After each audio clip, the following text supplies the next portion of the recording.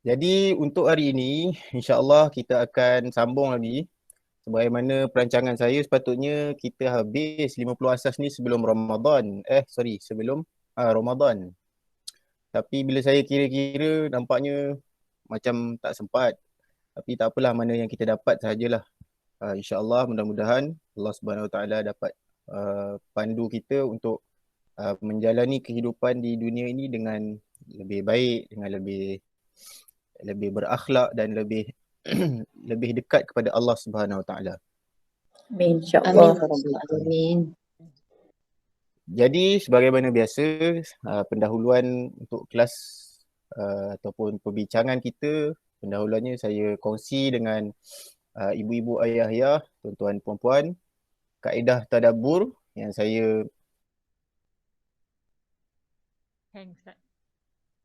kaedah tadabbur yang insya-Allah saya ataupun kita cuba dapatkan. Kalau 50 maksudnya ada 25 kelas, insya-Allah kita akan dapat cover 25 tadabbur.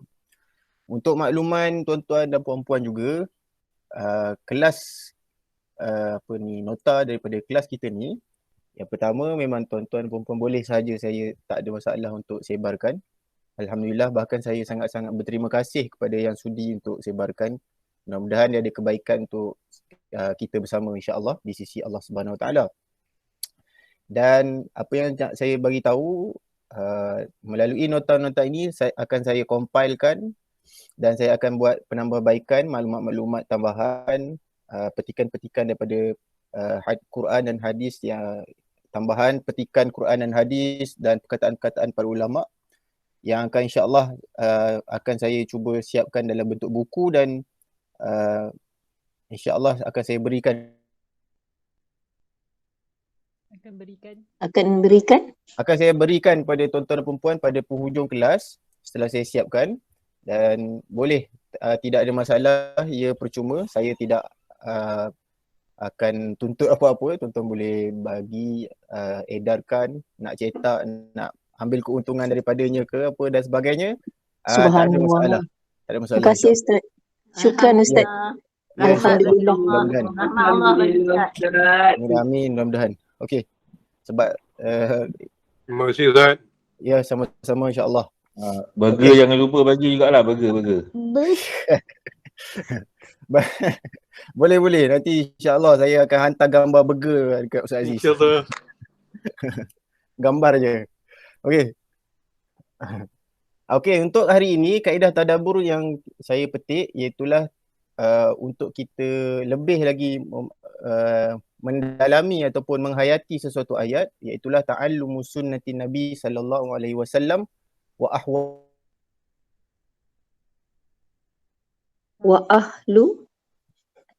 ahwalihi, iaitulah mempelajari sunnah Nabi sallallahu alaihi wasallam dan hal ehwal kehidupannya, yakni hal ehwal kehidupan baginda. Ia berdasarkan firman Allah Subhanahu Wa Taala, wa anzalna ilaika dzikra litubayyana lin-nasi ma nuzzila ilaihim. Dan kami telah turunkan peringatan az-dzikra di sini maksudnya Al-Quran, litubayyana lin-nas. Kami telah turunkan peringatan kepada engkau, litubayyana lin-nas, untuk engkau terangkan kepada manusia. Lam kat sini lam kenapa? Maksudnya kenapa kami turunkan ni kepada engkau, untuk kau sampaikan kepada manusia. Ma nuzila ilaihim, apa yang diturunkan kepada mereka manusia, yakni apa yang diperintahkan, apa yang dilarang, apa yang diajar, apa yang diberitahu dan seumpamanya.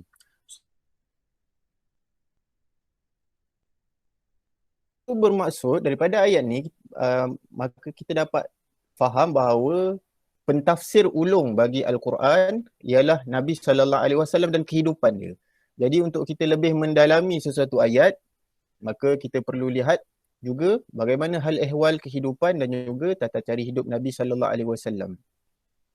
Sebagai contoh, perihal Nabi SAW berkaitan firman Allah Subhanahu Wa Taala, summa latus'alunna yawma idzin 'anin na'im. Kamu akan ditanya pada hari kiamat tentang segala nikmat. At-Takasur ayat 8. Dalam ayat ini, Kalau tuan-tuan dan puan perasan, perkataan an-na'im, summa la tus'alunna yawma idzin 'anil na'im ni. Na'im ada alif lam. Alif lam ni kalau tuan-tuan ingat kita ada belajar, iaitulah alif lam ni menunjukkan keseluruhan, semua. Maksudnya tidak ada yang terkecuali, nikmat. Jadi sepanjang hidup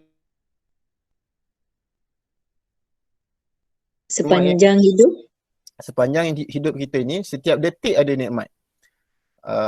Antara yang nikmat yang tidak terhenti sehinggalah kita mati ataupun Allah bagi sakit, iaitulah nikmat bernafas dengan mudah, menarik dan menghembus nafas. Nak tahu besar ke kecilnya nikmat ni, kita tanya bekas pesakit COVID yang stage yang tinggi, stage yang 4 dan 5 kan, yang mana mereka mengalami sesak nafas yang teruk sehingga memerlukan kepada bantuan pernafasan dan sebagainya. Maka ketika itu barulah kita faham betapa nikmat menghembus dan menarik nafas ni adalah nikmat yang tidak terbayar. Okey, berkaitan dengan ayat ini, kita tengok bagaimana tata cara hidup Nabi, so kita boleh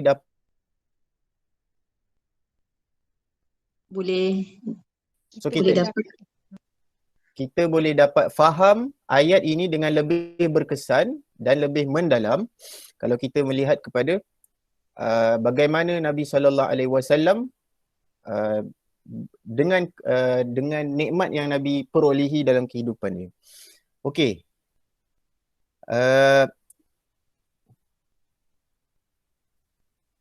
Ayat ni tergantung. Saya tersilap ni. Tergantung, tak apalah. Okey. Kamu ketika lapar, maksudnya Nabi SAW ada satu ketika dia lapar. Baginda lapar. Ayat ni saya tergantung sikit. Tapi saya terangkan. Ada satu ketika Nabi SAW dia lapar. Kemudian dia keluar rumah. Kemudian dia tersempak dengan Abu Bakar. Kemudian maka berceritalah mereka berdua. Abu Bakar tanya, kenapa kau keluar? Aku lapar. Nabi tanya kepada Abu Bakar, kenapa kau keluar? Aku pun lapar. Kemudian jalan lagi, jumpa dengan Umar. Jumpa dengan Umar, Umar kata dia pun lapar. Jadi semua tak ada makanan kat rumah masa tu, ketika itu. Jadi mereka pun pergilah ke rumah seorang sahabat di kalangan Ansar, nama dia Abul Haisam. Lalu Abul Haisam ni, diringkaskan cerita, dijamulah dengan kurma dan air. Sebagai riwayat dijamu juga dengan daging kambing dan sebagainya. Setelah selesai makan, Baginda SAW dia berkata, pada hari kiamat kita akan ditanya tentang nikmat ini. Maksudnya makanan yang mereka dapat tadi tu, air, kurma, kalau dalam riwayat yang lain daging kambing. Jadi bagaimana dengan kita yang hari ini, mana ada kalau lapar makan kurma dengan air. Memang balon kalau sekarang ni dah boleh dine in, balon kalau ni balon mamak lah, balon apa semua pun kita balon. Allah bagi kita nikmat banyak. Kalau bab makanan ni lebih lagi lah banyak. Orang panggil Malaysia ni syurga makanan kan. Jadi apabila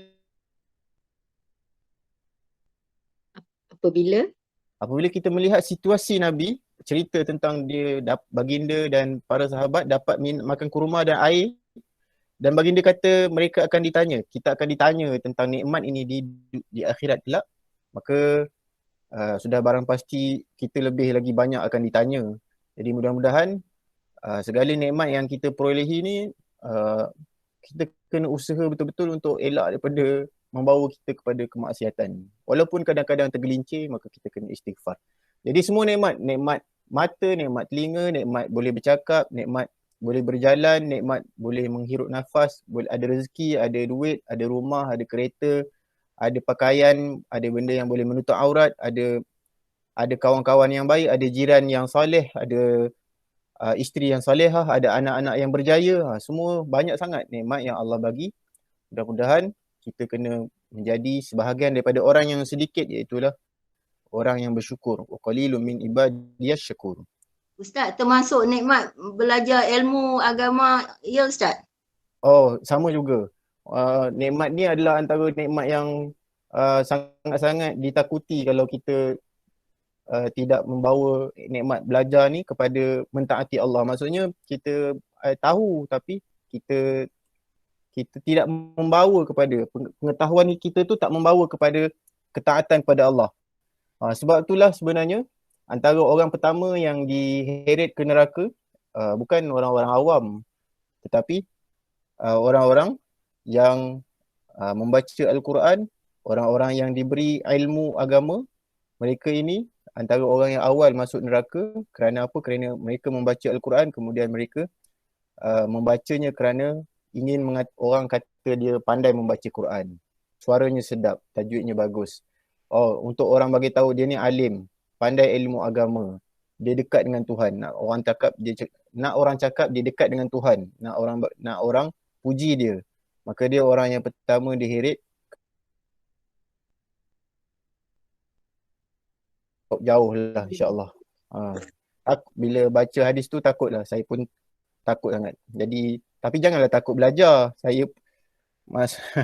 Kalau takut belajar habis lagilah pula kalau semua orang tak belajar, lebih lagi banyak musibah dan juga bala yang boleh menimpa ke seluruh alam apabila orang mula meninggalkan pengetahuan tentang agama dan juga apa-apa yang membawa manfaat dunia dan akhirat. Jadi kesimpulan dia, kalau kita nak mendalami lebih lagi, menjiwai sesuatu ayat, maka mahu tidak kita kena melihat kepada bagaimana ahwal keadaan Nabi SAW apabila berbicara ataupun hidup dengan sesuatu ayat itu.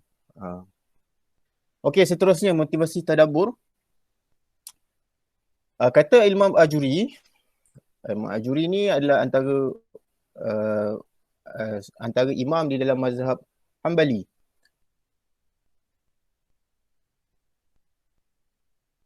Al-Quran, ia menjadi seperti cermin bagi dirinya. Maksudnya apabila kita baca tu, dengannya kita akan dapat melihat keelokan dan keburukan diri kita. Maksudnya bila kita jumpa satu ayat, kita membacanya seolah-olah Al-Quran sedang tegur kita untuk jadi baik. Macam tu. Kalau kita kadang-kadang kita terbuat salah ataupun dengan sengaja buat salah, kemudian kita rasa menyesal, kemudian kita baca Quran, tiba-tiba kita baca tu seolah-olah dia sedang menegur diri kita untuk kita tinggalkan keburukan tu. Itulah sepatutnya seorang mukmin tu bila dia baca Quran, bukan dia baca bila baca sesuatu, ini Tuhan nak kata kawan tu lah ni. Ini Tuhan nak kata kawan ni. Tak, sebenarnya apabila kita baca, kita nak ada perasaan tu. Kita tak nak ada perasaan tu. Kita nak perasaan yang ada ialah ia seolah-olah cermin bagi diri kita. Seolah-olah Tuhan sedang menegur kita. Seolah-olah Tuhan sedang mendidik kita. Segala hukuman berat yang ditakutkan oleh Tuhannya,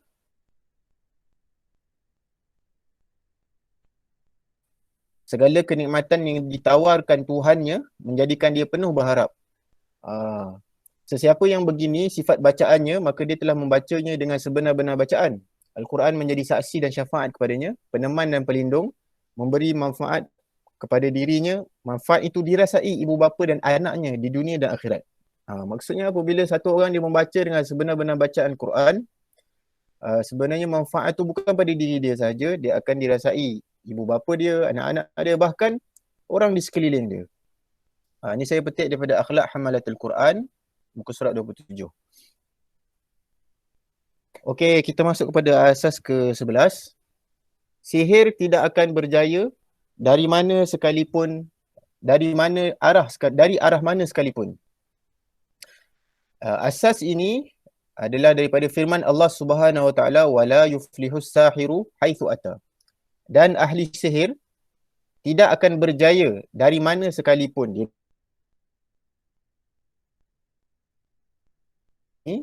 Ataupun dalam ayat ini, kalau kita perasan atau perhatikan kepada perkataan yuflihu. Yuflihu ni adalah fa'il mudhari', iaitulah present tense. Present tense ataupun kata present tense apa? Bahasa Melayu? Sedang berlaku, perkara yang sedang berlaku. Sedang berlaku dan yang akan berlaku. Maksudnya kalau dalam bahasa Arab apabila datang perkataan present tense ni yang sedang berlaku yang didahului dengan la ataupun dia panggil kata nafi, maka ini menunjukkan perkara yang dinafikan itu adalah satu perkara yang bersifat umum dan berterusan. Maksudnya ad-dawam wal istimrar. Maksudnya dia bersifat sentiasa. Tidak akan ada walau satu detik ataupun ketika yang mana dia akan berjaya. Pada hakikatnya dia sangkut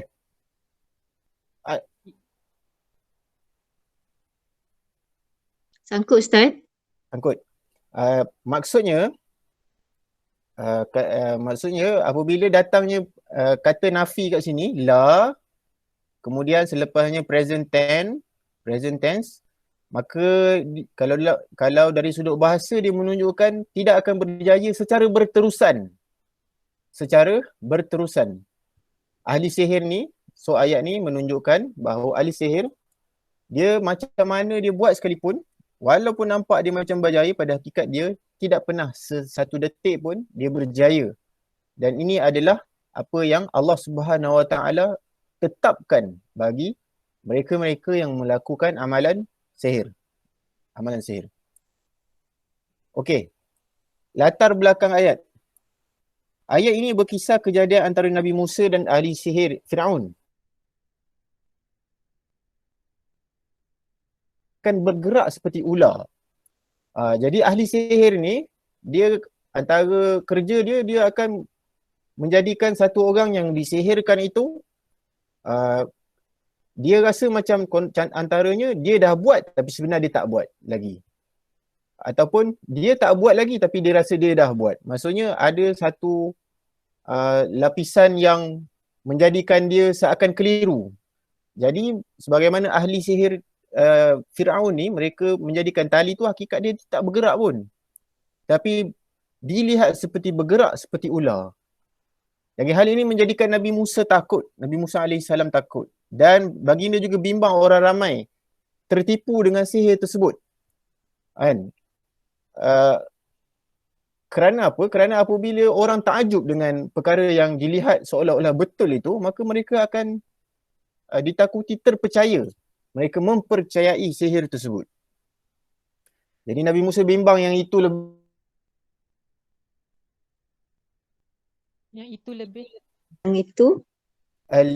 perkara itu lebih membimbangkan Nabi Musa, iaitu tertipunya ramai orang berbanding dia sendiri tak dapat mengalahkan ahli sihir yang membuat tipu daya itu. Kerana kalau ramai tertipu, maka itu lebih susah untuk diperbetulkan kan. Contohnya kalau ada satu orang, kalau dari sudut bukan sihir lah, satu orang yang mempunyai kedudukan dan dia bercakap perkara yang salah, kemudian perkara itu diikuti oleh ramai orang kerana percayanya orang dengan individu tersebut. Ketika itu damage telah begitu besar kan, telah berlaku satu kerosakan yang besar kerana susah nak betulkan ramai orang berbanding dihalang orang tu sebelum dia bercakap. Demikian juga kalau sihir itu telah terlihat, maka ditakuti orang ramai tertipu. Tetapi Allah mengingatkan Nabi Musa akan jangan takut. Allah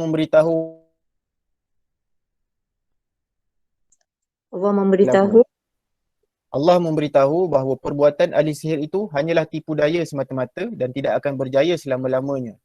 Jadi apabila Allah Subhanahu Taala memerintahkan Nabi Musa untuk melemparkan tongkat yang berada di tangannya, yang akhirnya dia menjadi seperti seekor ular yang memakan semua ular sihir yang dicipta ataupun ditipu daya oleh ahli sihir Firaun.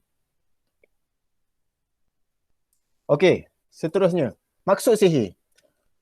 Apa yang kita faham daripada sihir?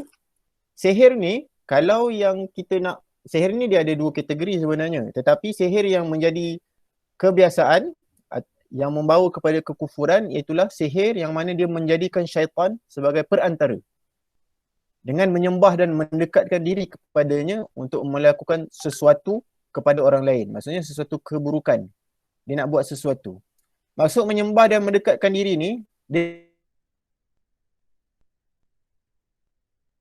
sihir ni, maksud menyembah dan mendekatkan diri kepada syaitan, maksudnya kalau kita sembah dan mendekatkan diri kepada Allah, kita akan ada ibadah-ibadah yang kita lakukan untuk kita dekat kepada Allah. Kita solat, kita puasa, kita bayar zakat, kita pergi umrah, pergi haji, kita tolong orang susah dan seumpamanya. Jadi apabila seseorang ahli sihir ni dia nak menyembah dan mendekatkan diri kepada syaitan, untuk syaitan ni menjadi perantara untuk dia melakukan satu kejahatan kepada orang lain, dia akan ada satu ritual, bacaan-bacaan tertentu, lambang-lambang tertentu, rumus-rumus tertentu, ayat Quran diterbalikkan, ayat Quran diperlakukan secara jijik dan kotor, dicampur dengan darah haid, dicampur dengan najis dan seumpamanya. Untuk dia lakukan semua ni kerana apa? Kerana untuk menjadikan syaitan itu, untuk dia menjadikan itu sebagai perantara dia, untuk syaitan, untuk dia mendekatkan diri. Untuk dia mendekatkan diri? Dia mendekatkan diri dengan cara-cara ini kepada syaitan, agar kelakuan-kelakuan ini akhirnya dia dapat menjadikan suatu perantara untuk dia menyakiti orang lain. Itu yang kita nak maksudkan di sini, sihir yang membawa kepada kekufuran dengan kufur akbar dipanggil. Kufur akbar. Sihir yang beginilah yang dianggap sebagai syirik akbar.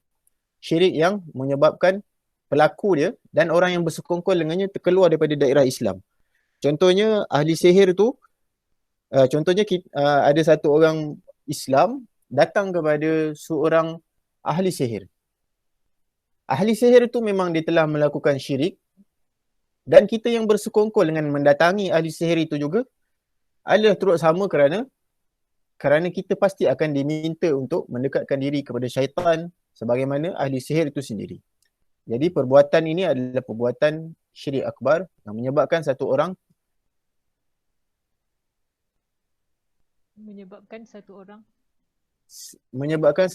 yang melakukan hal demikian, dia terkeluar daripada daerah Islam.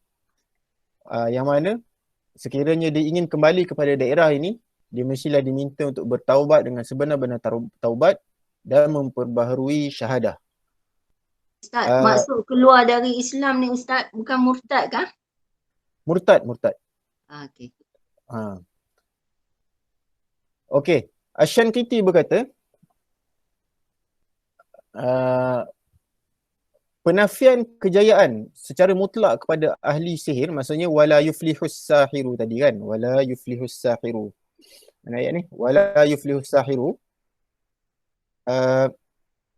Penafian kejayaan secara mutlak kepada ahli sihir menunjukkan kekufurannya. Ini kerana penafian kejayaan secara mutlak tidak dinisbahkan kepada sesiapa melainkan kepada kekufuran. Maksudnya kalau dalam Quran kita cari semua perkataan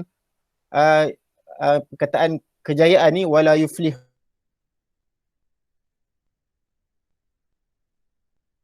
maka kita akan dapati perkataan-perkataan ni Allah Subhanahu Wa Taala hanya menisbahkan perkataannya hanya kepada perbuatan-perbuatan yang membawa kepada kekufuran, membawa kepada seorang itu menjadi kafir, menjadi seorang itu terkeluar daripada daerah Islam dan iman.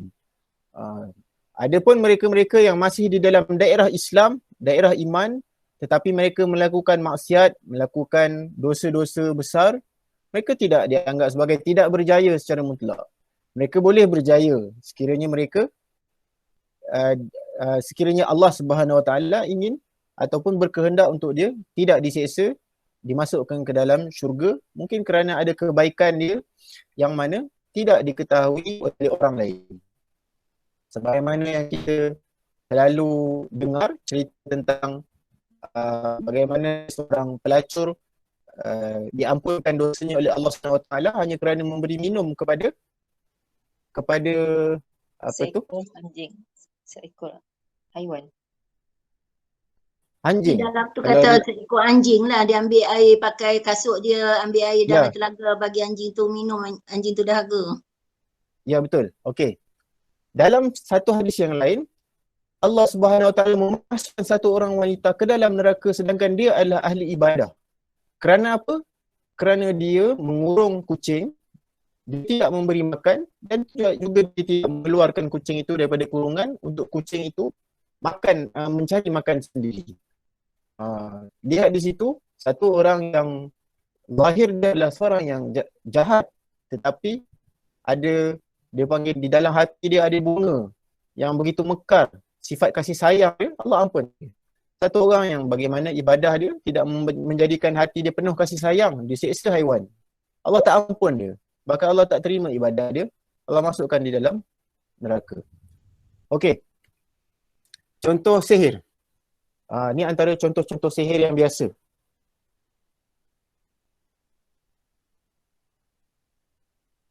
Surah Al-Baqarah kan, wattaba'u ma tatlu syayatinu, sehingga habis.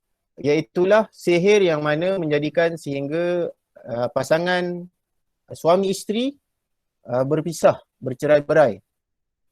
Boleh juga satu sihir itu menjadikan hubungan di antara ibu dengan anak dia menjadi dingin.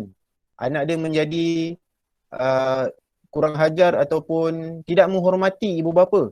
Boleh juga. Ataupun adik-beradik boleh juga. Maka maksud walaupun di dalam ayat itu membawa maksud kepada perpisahan di antara suami dan isteri, tapi pada hakikatnya sihir boleh memecah belahkan di antara ahli keluarga yang lain. Menghantar kemudaratan kepada orang lain. Maksudnya ni macam sehantau ataupun kita tidak puas hati dengan satu kedai, jadi dihantar sesuatu yang memudaratkan kedai. Buat sihir dengan sihir. Maksudnya kita setelah diketahui kita terkena sihir. Kita terkena sihir, lalu kita pergi mendatangi ahli sihir untuk melawan sihir tersebut. Maka itu juga adalah satu sihir. Cuma di dalam kategori yang ketiga, dia tidaklah sampai membawa kepada kekufuran. Maksudnya kalau kita melawan sihir dengan sihir, bagaimana kita tidak menjadikan syaitan sebagai perantara secara mutlak, para ulama sebut dia tidaklah sampai membawa kepada kufur, tapi seorang yang dianggap sebagai fasik, sebagai orang yang fasik. Okey, selesai. Okey, saya kongsi juga kat sini. Ustaz, boleh saya tanya sikit tak? Boleh. Boleh ya? Takut ambil masa Ustaz pula. Saya nak tanya. Contoh ya, saya tak mau bagi contoh. Saya buat contoh diri saya jadi contoh orang, saya jadi fitnah pula. Contoh diri saya telah disihirkan. Jadi ini betul ke ni? Contoh. Okay. Contoh, saya telah disihirkan. Jadi tindakan saya yang salah jika saya pergi mencari bomoh juga untuk mengubati sihir yang saya alami. Bomoh maksudnya bukan cara Islam lah. Bukan cara Islam, rawatan bukan cara Islam. Itu salah saya. Nombor dua, kalau saya pergi jumpa cara rawatan Islam, itu caranya betul. Sekarang ni saya nak cerita, tiap sihir yang berlaku tu pada diri kita, tindakan kita tu jangan sampai kita menafikan kebesaran Allah Subhanahu Wa Taala, di mana kita mengatakan, oh dia hebat lah, dia pergi jumpa bomoh siam tu, memang kuat, memang hebat punya lah, memang teruk lah kalau siapa kena, sebab bomoh siam tu bomoh yang paling hebat sekali, paling terkenal. Di sini dah jelas kita menafikan kekuasaan Allah, kita mengatakan bahawa yang bomoh siam tu lebih hebat daripada Allah, tanpa kita sedari kita menafi kebesaran Allah. Cuma kita patut bila berlaku pada kita kena fikirkan satu benda yang penting, tiap apa yang buat, sama ada elok, tak elok, kalau tak direstu oleh Allah, takkan jadi. Jadi bila kita dikena sihir, Allah yang restukan sihir itu berlaku pada kita. Jadi bila sihir itu berlaku pada kita, kita jangan tengok orang yang anaya kita tu, itu dia dengan Allah. Kita tengok diri kita. Kenapa Allah jadikan sihir itu menjadi kepada kita? Kenapa? Di sebalik itu mesti ada hikmah. Jadi kita muhasabah diri kita dulu. Mungkinkah kita ada dosa? Allah nak gugurkan dosa kita. Mungkin Allah nak duga kita. Mungkin kita tak cukup beribadah dengan Allah. Mungkin kita tak banyak amalan-amalan ibadah seperti mengaji Al-Quran sebagai benteng ke apa, zikir ke apa. Cuma saya nak tanya pendapat Ustaz, betul tak apa yang saya fikirkan ni? Terima kasih Ustaz.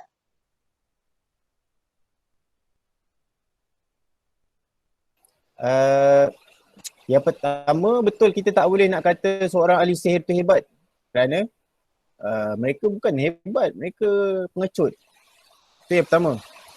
Ringkasnya lah. Yang kedua, apa tadi? Yang kedua, ahli sihir ni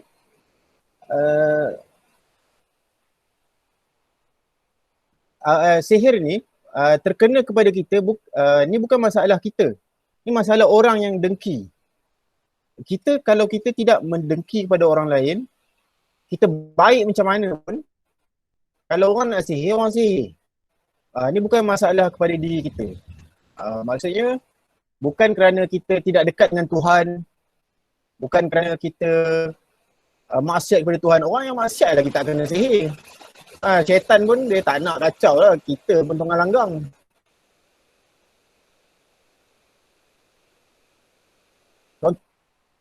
Kalaulah Allah takdirkan satu orang tu kena sihir, maka itu sebenarnya bukan menunjukkan dia baik ataupun buruk, tetapi Allah nak uji dia.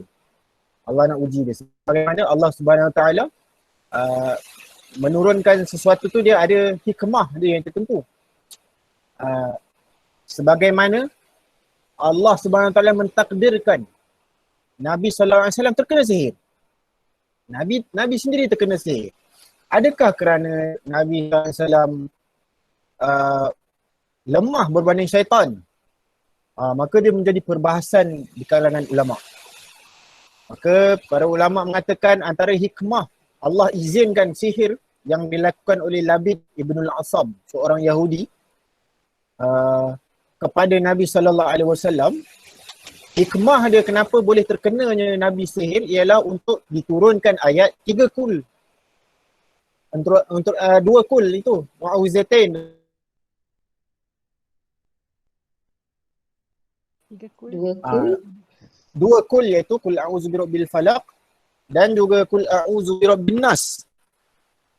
Maka di situ kita dapat dengan begitu mudah kita faham bahawa apabila satu orang terkena sihir, bukan kerana bukan diri dia bermasalah. Itu memang masalah di antara orang yang mendatangi ahli sihir. Adapun kita yang Allah takdirkan kalau terkena, a'udzubillah min zalik, orang yang saleh boleh terkena. Orang yang rajin bangun malam boleh terkena. Orang yang hidupnya sendirian, tidak mengacau orang pun, kalau tiba-tiba orang dengki, boleh terkena dengan izin Allah Subhanahu Wa Taala. Dan semuanya pastilah memerlukan kepada mudarat itu bukan pada hakikatnya daripada syaitan itu sendiri, tapi kerana keizinan Allah untuk ia menjadi mudarat. Baik Ustaz. Yang tu saya faham Ustaz. Tapi katakanlah orang yang kena sihir tu, dia sedar. Bila dia kena sihir, bila dia dah pulih baru dia sedar, oh memang aku ada buat salah dengan orang ni. Tu orang ni sakit hati sangat dengan aku, menyebabkan dia sihirkan aku. Aku kena minta maaf lah dengan dia. Tak kira lah dia sihirkan aku, itu perkara lain lah. Sebab itu salah dia lah, dia sihirkan aku. Tapi aku ada salah dengan dia, itu salah aku. Aku kena minta maaf dengan dia. Kalau tidak, aku susah juga nanti. Betul tak Ustaz? Kalau betul dia ada buat salah, maka dia minta maaf dengan tu. Tetapi perbuatan orang yang menyihir dia tu tetaplah satu dosa besar yang memerlukan kepada taubat nasuha. Memerlukan kepada istirja, kepada taubat untuk dia kembali masuk ke dalam daerah Islam.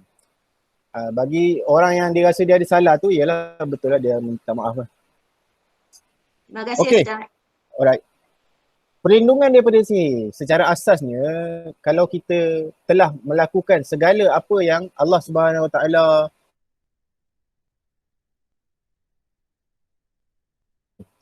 bahkan kita tak akan ada rasa takut sama sekali dengan barang yang bergerak, rumah yang kosong, ada bunyi guli, ada bunyi di bumbung dan sebagainya, maka semuanya tidak akan menjadikan kita takut. Kerana apa? Kerana kita memang berkongsi alam ini dengan makhluk lain. Dengan makhluk lain. Ada sahaja makhluk yang tidak kita yang tidak boleh dilihat dengan mata kasar, sedangkan dia sebenarnya ada di sekeliling kita. Cuma apabila dia menceroboh, mengganggu, dia mengusik seseorang, maka ketika itu jangan sampai ada ketakutan. Kerana apa? Kerana dia juga makhluk, kita juga makhluk. Allah Subhanahu Wa Taala haramkan dia sakitkan kita, kita juga diharamkan untuk sakitkan dia. Sebagaimana kita diharamkan untuk sakitkan sahabat kita, sesama manusia, tak boleh membunuh sesama manusia. Demikian juga dengan jin. Tetapi apabila jin telah menceroboh, maka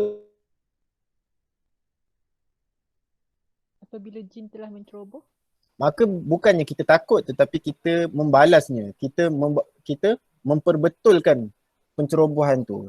Ajarkan dia agar tidak menceroboh. Ajarkan dia untuk tidak hidup mengganggu hidup manusia. Tetapi biarlah dia hidup sesama dia. Sekiranya dia ingin manfaat daripada manusia boleh, tapi jangan memberi mudarat pada manusia. Okey, sabda Nabi SAW, "Ma min 'abdin yaqulu fi sabahi kulli yawmin wa masa'i kulli lailah, Bismillahilladzi la yadurru ma'asmihi syai'un fil ardi wala fis sama' wa huwa as-sami'ul 'alim salasa marrat fayadurruhu syai'un." Tidak ada satu orang di kalangan hamba yang menyebut pada pagi setiap hari dan juga petang setiap malam, Bismillahilladzi la yadurru ma'asmihi syai'un fil ardi wala fis sama' wa huwa as-sami'ul 'alim. Dengan nama Allah tidak dimudaratkan sesuatu lagi maha mengetahui sebanyak 3 perkara, nescaya tidak akan dimudaratkan dengan sesuatu. Hadis Ibnu Majah 3869. Maksudnya, Ustaz ulang, Ustaz minta maaf, ulang yang Ustaz sebut tadi lah. Doa Nabi SAW ajar, Bismillahilladzi la yadurru ma'asmihi syai'un fil ardi wala fis sama'i wa huwas sami'ul alim. Baca 3 kali pada setiap pagi dan setiap petang, selepas subuh dan selepas asar. Maka tidak akan dimudaratkan oleh sesuatu, sama ada daripada manusia maupun jin. Ustaz, maaf lah saya duk kacau Ustaz banyak sebab saya memang duk catat apa Ustaz cakap ni. Lepas kita baca Bismillahirrahmanirrahim la yadurru ma'asmihi syai'un fil ardi wa fis sama'i wal alim tu, kita akan baca surah At-Taubah kan Ustaz? Terpulang, tak ada masalah. Nak baca surah apa pun tak apa. Tetapi yang memang dia ajar,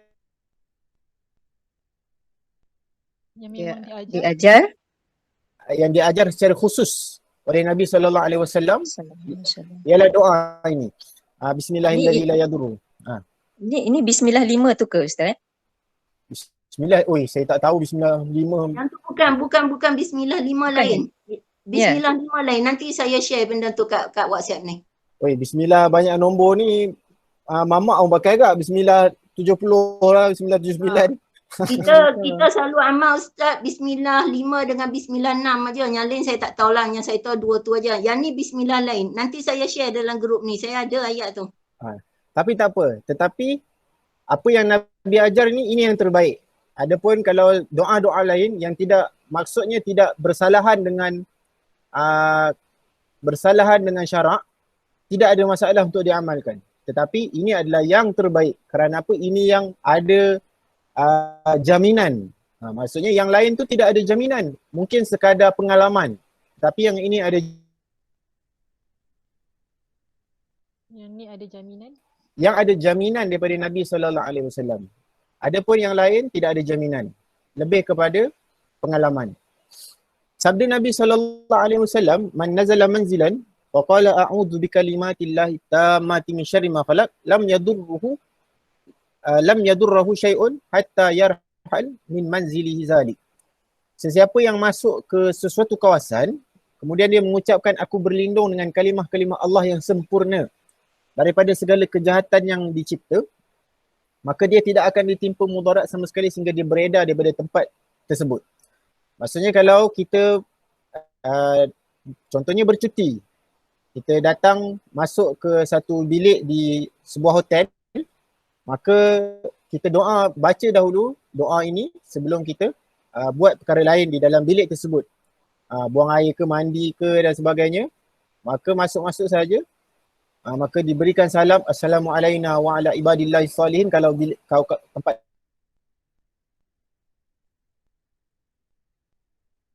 maka tidak akan ada kemudaratan sekalipun ketika itu di kawasan itu, di tempat itu, di rumah itu ada makhluk yang telah pun menghinap kawasan tersebut, rumah tersebut.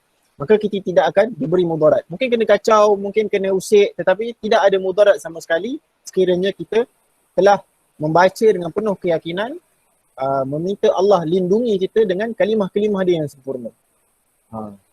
Okay, boleh? Okay, saya laju sikit dan keempat. Asas yang ke-12. Orang yang paling mulia ialah orang yang paling bertakwa. Maksudnya tidak ada orang yang mulia sebenarnya di dunia ini. Semua sama. Kulit dia putih, kulit dia hitam, kulit dia cerah, kulit dia gelap, sawo matang, dia bangsa apa, dia pekerjaan dia apa, maka semuanya tidak ada kemuliaan melainkan sekiranya seseorang itu bertakwa pada Allah Subhanahu Wa Taala. Firman Allah Subhanahu Wa Taala,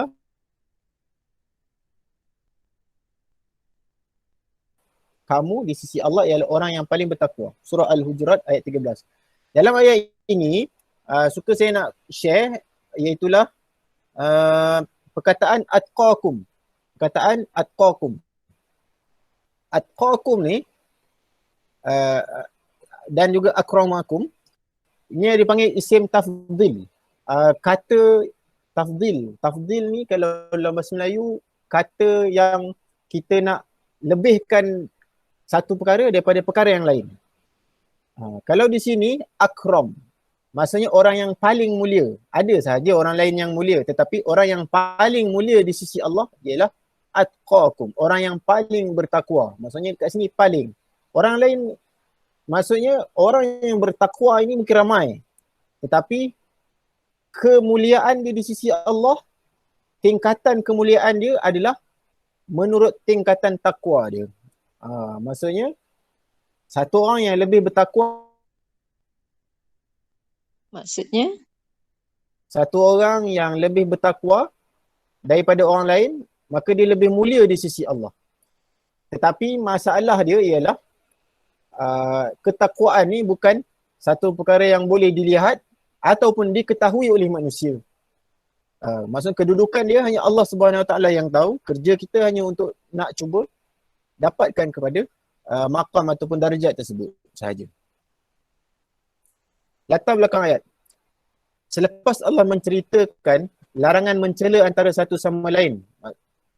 Maksudnya larangan mencela di antara, kalau dalam ayat tu, la yashar qaumun min qaumin, janganlah satu kaum mencela kaum yang lain. Janganlah seorang wanita mencela wanita yang lain. Maksudnya cela di antara satu sama lain, Allah SWT larang.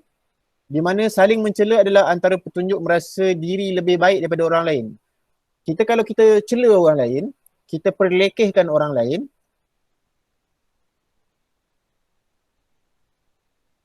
kita lebih baik daripada orang lain. Kerana kalau kita memang memerlukan rasa tersebut untuk kita cela orang. Kalau tak, kita takkan cela orang. Kerana kenapa kita mencela orang yang lebih baik daripada kita? Kalau kita anggap semua orang lebih baik daripada kita, maka kita tak akan cela orang.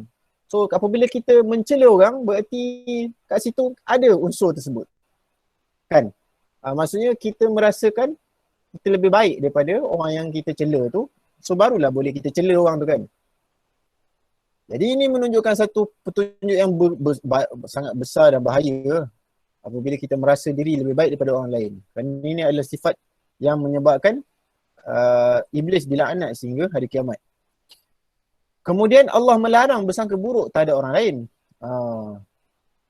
Ijtanibu kathiran minadh-dhann. Lalu Allah mengingatkan hakikat penciptaan yang berbeza lelaki dan perempuan. Inna khalaqnakum syu'uban wa qabaila Syu'uban. syu'uban wa qabaila lita'arafu. Allah mencipta perbezaan bangsa dan warna kulit, lelaki dan perempuan. Perbezaan ini untuk kita saling berkenal-kenalan, dan semua perbezaan ini tidak memberi apa-apa kelebihan terhadap manusia di sisi Allah. Maksudnya orang Melayu tidak ada kelebihan ke atas orang Cina, orang Cina tidak ada kelebihan ke atas orang Melayu. Orang Arab tidak ada kelebihan ke atas orang Melayu. Orang Melayu tak ada kelebihan ke atas orang Arab. Orang Arab pandai cakap Arab, adakah dia lebih faham Al-Quran? Tidak. Orang Arab pandai cakap Arab, adakah dia lebih bertakwa? Tidak. Nabi SAW berkata, la fadla li Arabi ala Ajami. Tidak ada kelebihan Arab kepada Ajami, wala ahmar ala aswad. Tidak kepada orang yang berkulit merah kepada orang yang berkulit hitam. Kulit merah ni maksudnya orang Eropah. Tidak ada kelebihan. Sebaliknya semua adalah sama di sisi Allah Subhanahu Wa Taala. Adapun yang memberi makna kelebihan di sisi Allah ialah takwa. Satu orang tu dia tak ada pilihan. Mana ada kita pilihan? Pilihan? Setiap orang dia tidak, ada beberapa perkara yang Allah tak beri dia pilihan. Yang mana apabila dia tidak diberi pilihan, dia tidak akan disoal tentang perkara tersebut. Ini bukan pilihan dia. Contohnya Allah tidak bagi pilihan kepada kita nak lahir dalam keluarga miskin ataupun kaya. So kita tidak akan disoal. Sebaliknya kita akan disoal kalau kita jadi kaya, baru kita akan disoal. Macam mana kau dapat kekayaan? Apa yang kau belanjakan? Kalau kita jadi miskin, baru kita akan ditanya. Macam mana keadaan kau miskin? Adakah kau bersabar? Adakah kau meminta-minta? Baru dia akan ditanya. Satu orang tidak ada pilihan untuk dia menjadi Melayu ataupun Cina. Tetapi apabila dia telah menjadi Melayu, bagaimana dia berkhidmat untuk menjadikan dia seorang Melayu yang beriman? Baru dia akan ditanya. Satu orang yang Cina, dia bukan tidak ditanya kenapa kau lahir dalam keadaan Cina. Kerana dia tidak ada pilihan. Satu orang dia tidak akan ditanya kenapa kau lahir cacat, kenapa kau lahir sempurna, tidak. Itu bukan pilihan. Kenapa kau cantik, kenapa kau buruk, Kenapa kau buruk? kenapa kau handsome, kenapa kau tak handsome, kenapa kau lawa, kenapa kau hidung kemek, kenapa kau hidung mancung. Tidak, itu semua bukan pilihan. Itu semua adalah perkara-perkara yang Allah bagi dengan hikmah dia yang tertentu. Orang ini begini, orang tu begini, maka kita tidak akan ditanya.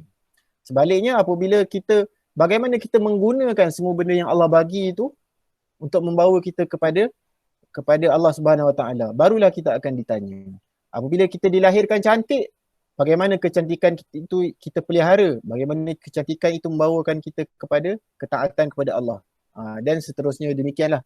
Menunjukkan bahawa tidak ada kelebihan satu orang daripada orang yang lain dari sudut bagaimana dia dicipta ataupun asal penciptaan dia. Tidak ada sama sekali. Tetapi bagaimana dia menggunakan semua penciptaan yang Allah jadikan dia itu untuk dia menjadi takwa kepada Allah, ketika itu dia ditanya, ketika itu dia menjadi lebih mulia. Ketika itu dia jadi lebih mulia. Ketika itu dia menjadi lebih mulia daripada orang lain, ketika itu ataupun pada ketika yang lain dia mungkin lebih bawah daripada orang lain di sisi Allah, yang mana indikator dia ialah takwa. Ustaz, maksudnya Ustaz, yang Ustaz terang ni, maksudnya tiap apa yang kita miliki ni adalah anugerah Allah SWT, sama ada baik kata baik, bukan baik tak baik, sama ada lebih tak lebih daripada mata manusia lah, bukan Allah sama je semua. Maksudnya lebih tak lebih tu cantik tak cantik, cacat tak cacat. Maksudnya semuanya Allah anugerahkan itu adalah amanah dari Allah yang perlu kita uruskan mengikut kehendak yang Allah telah tetapkan, ke Ustaz? Ya, betul, tepat sekali. Maksudnya semua apa yang Allah beri kepada kita, bagaimana kita membawa dia kepada ketakwaan. Bagaimana kita, kalau kita dilahirkan tidak sempurna, cacat, bagaimana kita bersabar. Kalau kita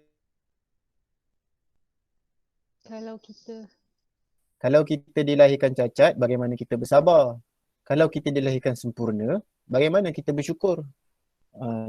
Adakah kita bersyukur?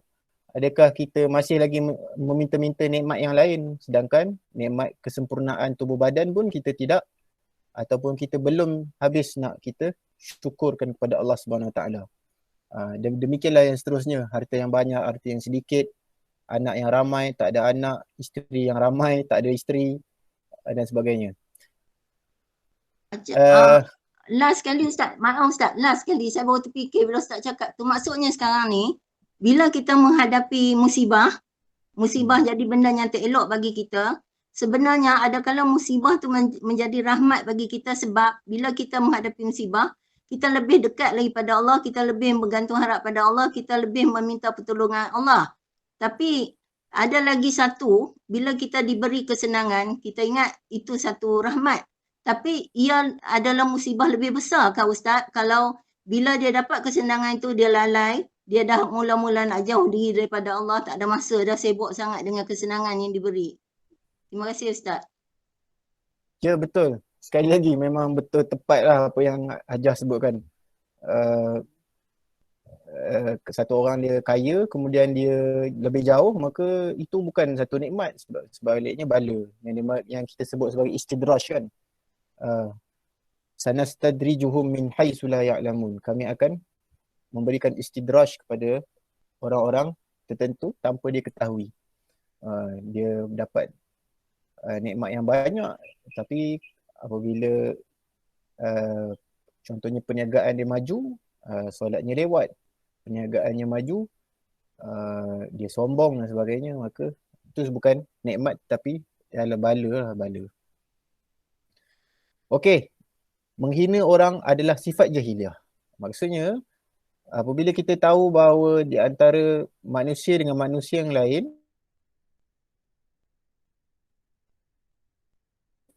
sesama manusia, bererti semua manusia apabila dia berinteraksi di antara manusia dengan manusia yang lain, sesama manusia, hakikatnya sama. Berbeza dia adalah di sisi Allah, tetapi di antara sesama manusia sama.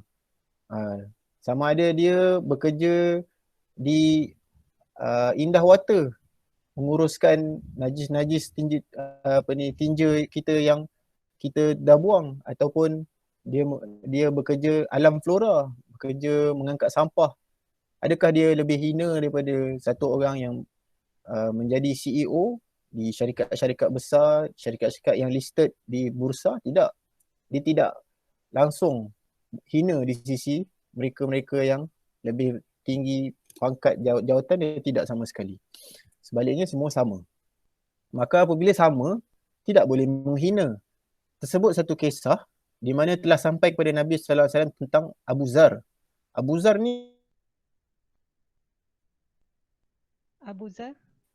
Zar ialah sahabat yang besar, yang mulia. Maksudnya banyak kisah-kisah hebat yang diceritakan tentang Abu Zar, bagaimana sifat zuhud dia, bagaimana ibadah dia. Tetapi dia ceritakan Abu Zar dia menghina satu orang sahabat yang lain.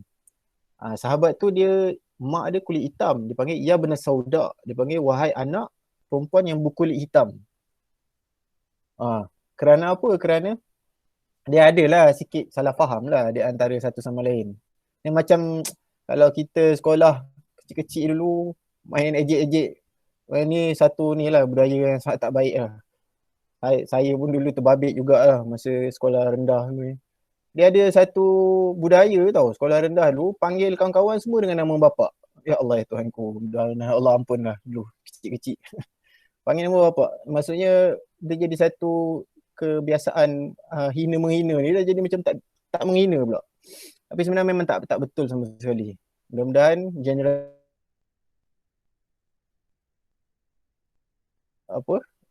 macam zaman-zaman saya dulu. Okey. Abu Zar radhiyallahu anhu, dia kata ya benar sauda. Dia kata wahai anak perempuan yang berkulit hitam. Lalu baginda berkata kepada Abu Zar, innaka mru'un fika jahiliyah. Sesungguhnya pada diri kamu wahai Abu Zar ada perbuatan jahiliyah. Maksudnya jahiliyah ni adalah perbuatan jahat zaman jahiliyah sebelum kedatangan Nabi ni. Kita tahu kan jahiliyah ni sifat dia buruk.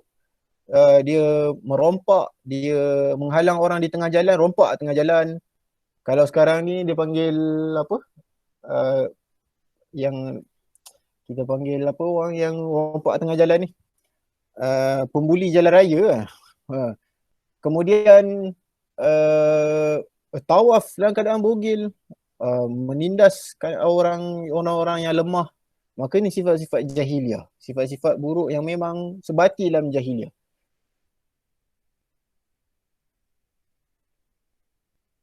Sebati Jadi dalam jahiliah. sebati dalam kehidupan jahiliah, dan sebahagian daripada amalan jahiliah ialah menghina orang yang lebih rendah kedudukan di antara sesama manusia. Jadi Nabi SAW bagi tahu Abu Zar, sedangkan Abu Zar ni seorang yang sangat hebat. Dalam diri kamu ada sifat jahiliyah. Maksudnya perbuatan tu ada perbuatan yang tercela, sehingga Nabi menamakan ataupun memasukkan perbuatan tu sama perbuatan jahat orang jahil, orang jahiliyah ketika sebelum Nabi SAW diutuskan. Okey, seterusnya contoh tauladan Nabi SAW.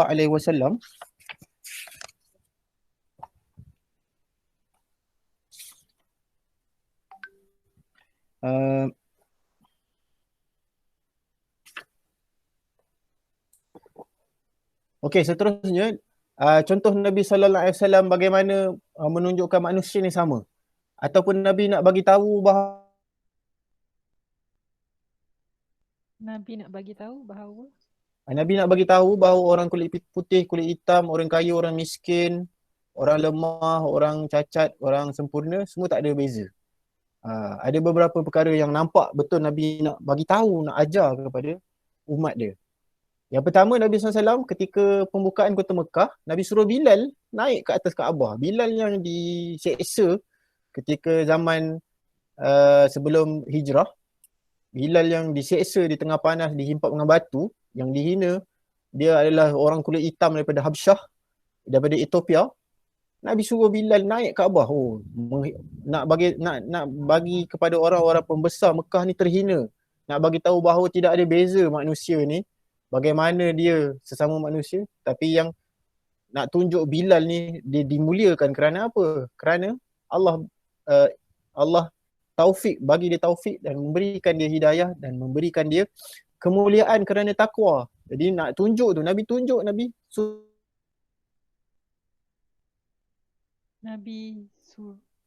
suruh Bilal naik atas Kaabah. Kalau sekarang ni ada orang cuba nak panjat Kaabah, mau kena tembak ke tak tahulah. Kan? Tapi nak bagi tahu, maksudnya betapa Nabi SAW nak ajar kepada umat dia, kemuliaan orang ni bukan kerana rupa paras, bukan kerana warna kulit, bukan kerana dia punya level kehidupan dia, kaya miskin dan sebagainya. Tidak. Sebaliknya takwa. Jadi Bilal yang naik. Contoh yang kedua, ketika Nabi masuk ke dalam Kaabah nak menunaikan solat sunat dalam tu, orang semua mesti agak, ni mesti Nabi nak ajak masuk sekali Abu Bakar, orang besar, Umar, Osman, Ali, Abdul Rahman bin Auf, kan, orang-orang besar, atau Sa'ad bin Ubadah, pemimpin Ansar. Tak, Nabi tak panggil semua orang-orang ni. Tapi yang nak masuk bersama Nabi ke dalam Kaabah, ketika tu Usamah bin Zaid. Usamah bin Zaid ni anak suruhan kepada, maksudnya orang daripada golongan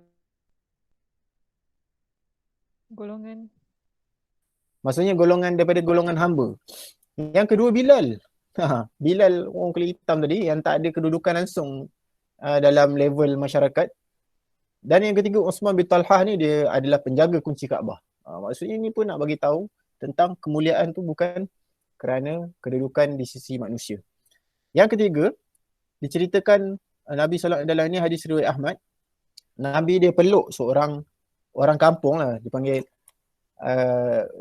orang Badawi. Kalau kita biasa dengar orang Badawi, Al-Badiah. Orang Badawi ni bukan macam orang kampung kita ni. Macam saya duduk kampung Darul Hidayah. Kampung lah, memang orang kampung saya ni. Tapi tak ada macam orang kampung, orang Badawi ni dia nomad tau. Kalau kita nampak sekarang ni pun, kalau kita perasan di padang-padang pasir ada orang gembala unta dan sebagainya, mereka tak duduk setempat tu. Tu antara contoh-contoh orang Badawi. Maksudnya orang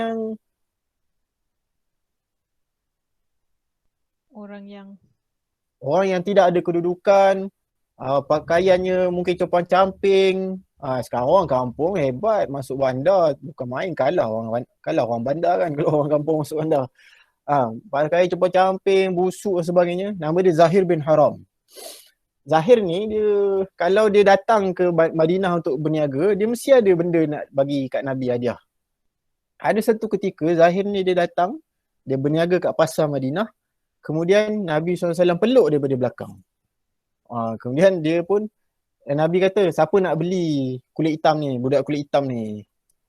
Nabi bergurau lah. Jadi Zahir kata, baru dia perasan, Nabi yang peluk dia. Jadi Zahir pun seronok Nabi peluk. Siapa tak seronok kan? Zahir, lepas tu, siapa yang nak beli dia ni? Lepas Zahir kata, aku ni tak ada harga Rasulullah, tak ada siapa nak beli. Kemudian Nabi kata, bal anta, dia kata, bal anta ni sangat berharga, sangat mahal di sisi Allah Subhanahu Wa Taala.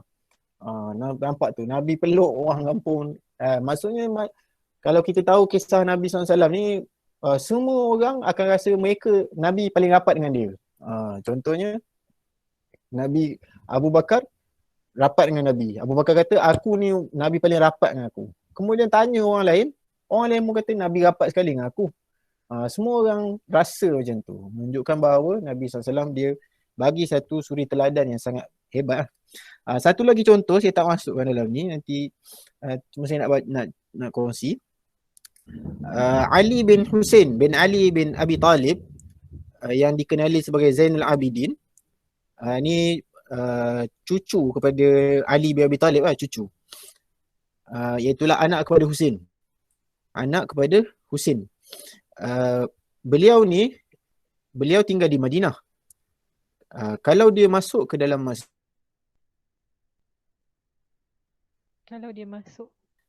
Kalau dia masuk dalam masjid, ada majlis ilmu, beliau akan masuk ke dalam halaqah ataupun pergi ke halaqah Zaid bin Aslam. Zaid bin Aslam ni, dia adalah dari kalangan ataupun keturunan hamba. Tetapi dia adalah seorang ulama besar di Madinah pada zaman dia. Maka ketika orang tanya dia, kenapa kau orang yang begitu mulia, cucu keturunan Nabi, orang Quraisy pula tu, kamu duduk di dalam majlis orang daripada kalangan hamba. Maka Zainal Ali bin Husain bin Ali bin Abi Talib ni dia beritahu, dia kata sesungguhnya seorang inama yajlisur rajul, sesungguhnya seorang lelaki itu dia mestilah duduk kepada sesiapa yang boleh memberi manfaat kepada agama dia. Maksudnya tidak melihat kepada keturunan. Menunjukkan bahawa benda ini adalah ataupun akhlaknya adalah akhlak warisan, yang mana bukan akhlak warisan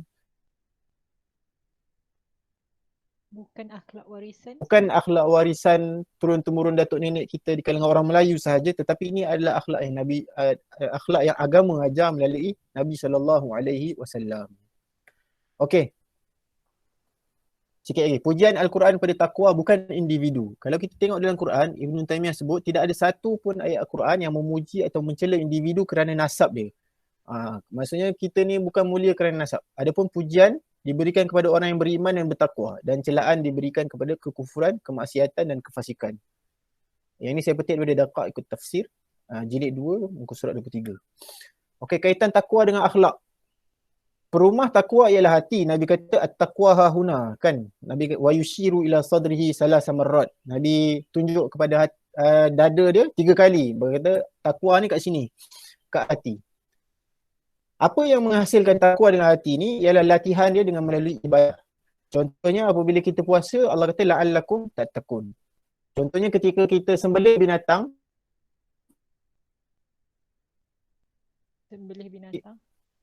Apabila kita menyembelih binatang, Allah sebut dalam surah Al-Hashr, la yanalallahu luhumuha wala dima'uha walakin yanaluhu taqwa. Apabila kita sembelih binatang yang bukannya daging ataupun darah yang dialirkan daripada korban tu yang Allah terima, tak, tapi walakin yanaluhu taqwa. Yang sampai ataupun yang Allah tengok ialah takwa. Kita melakukan ibadah korban tu maksudnya adalah untuk nak hasilkan takwa. Maka daripada takwa itulah melahirkan akhlak yang baik. Kalau kita tengok satu orang yang akhlak dia baik tetapi dia tak semayang, dia tak tutup aurat, akhlak dia baik. Maksudnya bukan bererti dia tak tutup aurat, tak ni semua tu dia langsung tidak ada takwa. Tidak. Sebenarnya dia adalah dua benda yang saling terkait tetapi bukan sentiasa terkait. Akhlak yang baik ni dia mungkin dia boleh lahir melalui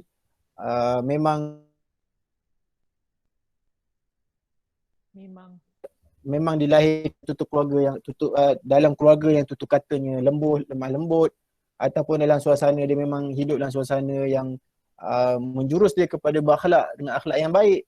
Tetapi pada satu sudut yang lain, sebenarnya takwa ni dia memang akhlak yang baik ni dia memang adalah terhasil daripada takwa. Maksudnya kalau kita ibadah dengan ibadah yang betul, maka dia melahirkan takwa, dia melahirkan akhlak. Tapi kalau kita beribadah dengan ibadah yang tak betul, maksudnya ada masalah pada ikhlas, ada masalah kepada hati dan sebagainya, maka hakikatnya apabila kita ibadah lagi banyak pun tidak membawa kepada akhlak yang baik. Itu maksudnya. Ya. Saya terpanggil nak tanya Ustaz lah, sebab bila Ustaz sebut hati, Ustaz sebut keikhlasan, saya nak tanyalah sebab apa? Allah ni Maha Pengasih Penyayang. Dia selalu Allah selalu meletakkan sesuatu ganjaran, tanda kasih sayang daripada hamba dia. Ganjaran contoh, kalau kita selalu mengamalkan bacaan Al-Quran sebelum subuh, Al-Quran ni akan menemani kita di alam barzah nanti, nyampur gelap. Itu salah satu contoh, dan banyak lagi lah.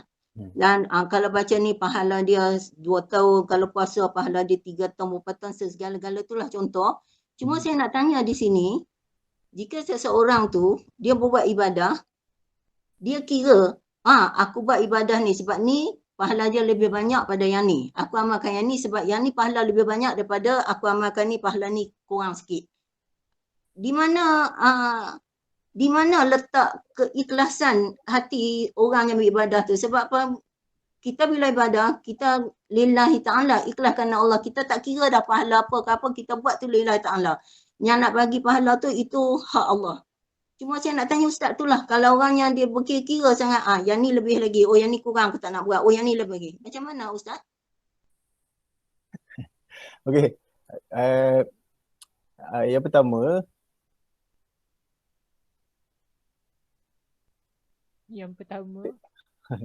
ikhlas tidak menafikan bukan, maksudnya keinginan kita kepada ganjaran tidak menafikan ikhlas.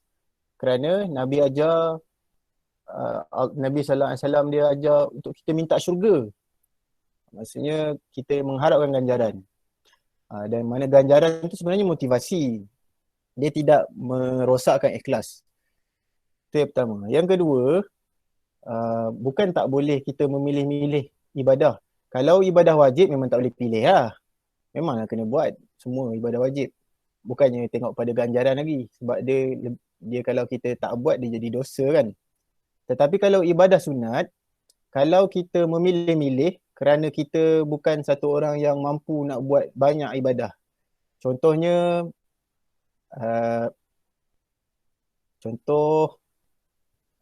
kalau kita masuk masjid, contoh ya, bukan ada ganjaran yang lebih baik banyak antara satu sama lain.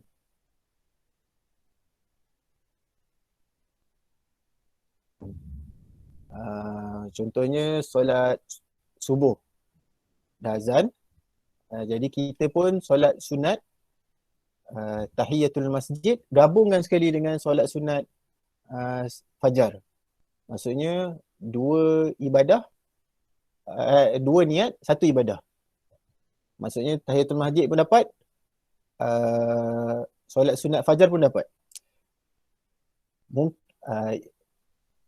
Boleh ke? Boleh. Tapi kalau dia nak buat dua solat tahiyatul masjid, dua solat sunat fajar, ya itu lagi terbaik. Tetapi kerana tingkatan yang pertama, tingkatan kerajinan. Kalau kita rajin, bagus. Dapat buat lebih banyak, maka lebih baik. Itu yang pertama. Tapi kalau kita memang tak ada kemampuan ataupun kita punya tahap iman kita tahap tu saja, tapi kita nak buat baik juga. So kita mesti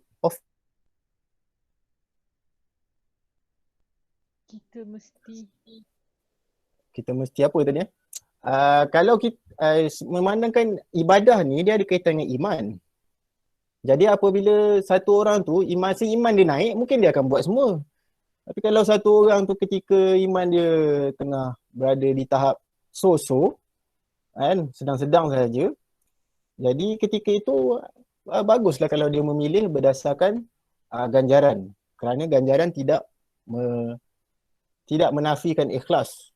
Tetapi kalau sebaik-baiknya ialah buat semua. Tapi maksudnya kalau kita tahap kerajinan kita, tahap iman kita sekadar itu saja, maka mudah-mudahan sekurang-kurangnya kita buat, jangan tinggal semua. Dia panggil kalau kaedah fiqah dia, kalau kita tak mampu buat semua, jangan tinggal semua. Itu maksud dia. Boleh ya, Ajar? Maksudnya tak ada masalah. Boleh Ustaz, terima boleh, kasih banyak. Alright. Jadi itulah Ustaz. yang kedua, takwa bukan sekadar memenuhi hak Tuhan, tapi melahirkan kasih sayang antara makhluk. Maksudnya apabila seseorang itu dia telah hidup dia terhias dengan takwa, maka dia bukan sekadar memenuhi hak Tuhan, tetapi dia akan terlahirnya dalam hati dia kasih sayang sesama makhluk. Maksudnya dia nak kawan-kawan dia pun sama ibadah kepada Tuhan. Kalau dia senang, dia nak kawan-kawan dia senang. Kalau dia ada makan, dia tak nak kawan-kawan dia ada yang lapar, ada makhluk yang lapar, ada binatang yang dia nampak lapar. Maksudnya itu semua adalah ciri-ciri seseorang itu telah masuk dalam hati dia takwa. Wallahu alam, habis untuk hari ini. Kalau ada apa-apa persoalan, hari ini saya ambil masa lama sebab saya pun masuk lambat tadi.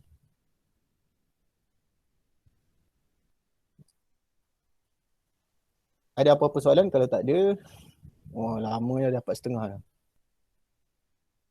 Ustaz, Ya. tadi Ustaz cakap pasal jin tu kan yang dia lompat-lompat tu kan. Main gulila, lari-lari atau bumbung tu kan. Itu dia orang sedang bermain-main ke macam mana? Yang pertama, kalau rumah tu rumah lama, dia memang dah ada penghuni. Memang dia tak selesa lah. Yelah rumah dia, contoh Contoh je rumah lama, rumah yang lama tak ada orang duduk. Dia tak selesa. Macam kita, rumah kita tiba-tiba ada tetamu datang lama. Selesa tak? Kan, contohlah dia. Jadi, kalau kita sesama manusia, tetamu tak halau tuan rumah kan. Tak tetamu halau tuan rumah, dia jadi Israel Yahudi juga. Halau Palestin kan.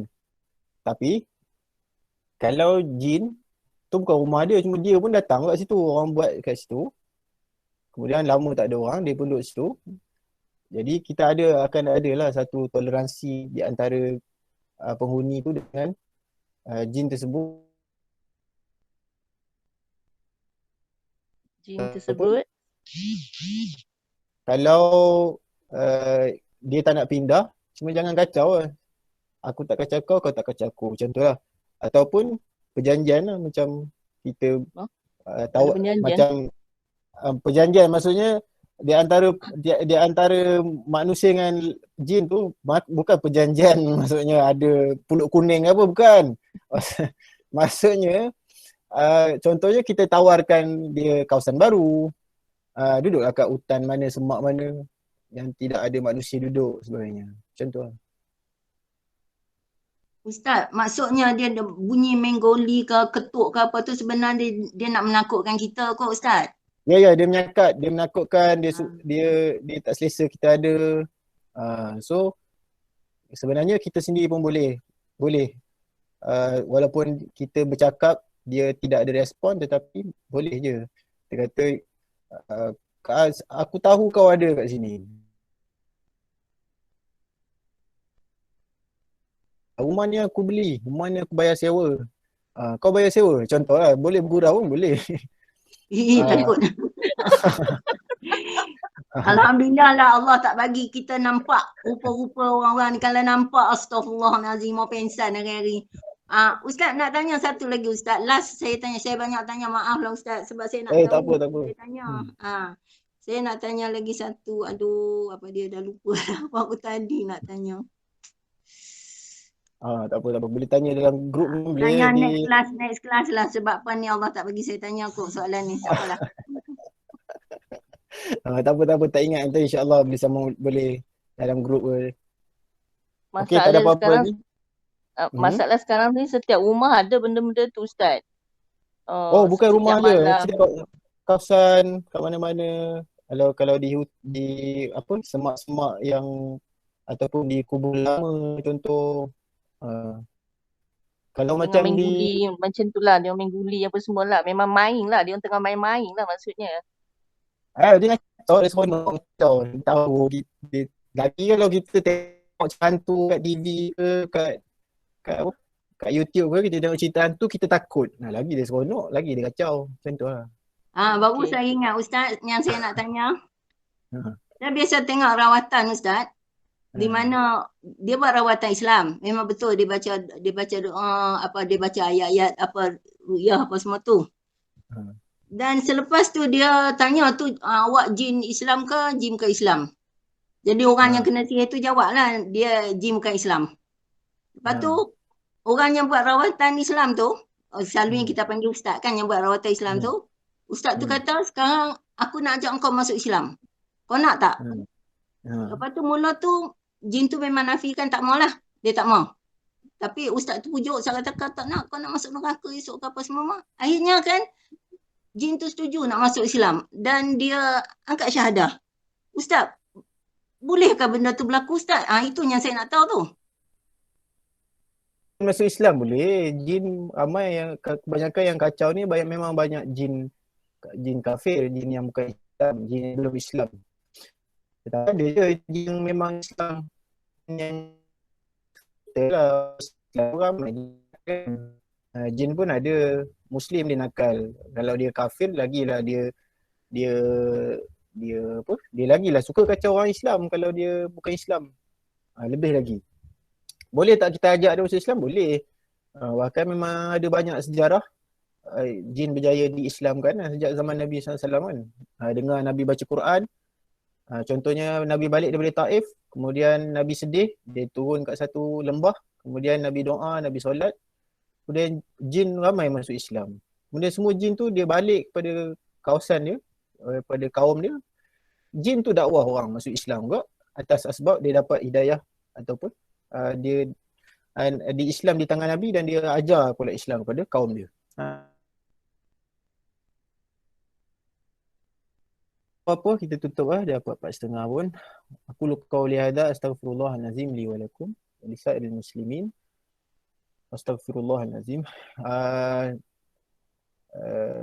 Baca doa sikit. Bismillahirrahmanirrahim. Alhamdulillahirabbil alamin wassalatu wassalamu ala Rasulillah wa ala alihi wasahbihi ajma'in. Ya Allah Tuhanku, ampunkan dosa-dosa kami, dosa-dosa mak dan ayah kami. Ya Allah Tuhanku, maafkan kami kalau ada tersalah kata-kata dalam perbualan kami. Ya Allah ya Tuhanku, jadikanlah perhimpunan kami perhimpunan yang Kau redai. Kau jadikanlah perpisahan yang akan berlaku selepas ini perpisahan yang Kau redai juga ya Allah.